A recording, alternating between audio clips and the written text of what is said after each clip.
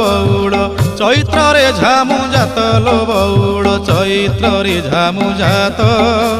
ତେର ଭକତିଆ ଦଣ୍ଡ ଗଡ଼ୁଥିବେ ତେର ଭକତିଆ ଦଣ୍ଡ ଗଡ଼ୁଥିବେ କରିଥିବେ କାଷ୍ଠାବ୍ରତ। ଚାଲ ଚାଲ ସଖୀ ଯିବା ଦେଖି କାକଟପୁରକୁ ଯିବା ଦେଖି ଅପୁତ୍ରୀ କି ପୁତ୍ର ଅନ୍ଧକୁ ନୟନ ଦିଏ ମା ମଙ୍ଗଳା ଯାଚି ବଉଳ ଲୋ ଦିଏ ମା ମଙ୍ଗଳା ଯାଚି।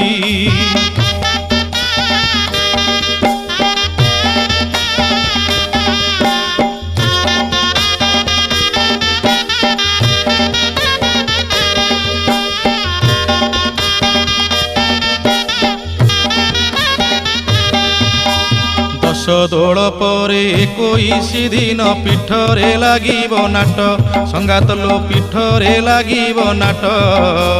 ଗୁପତ କୋଠିରେ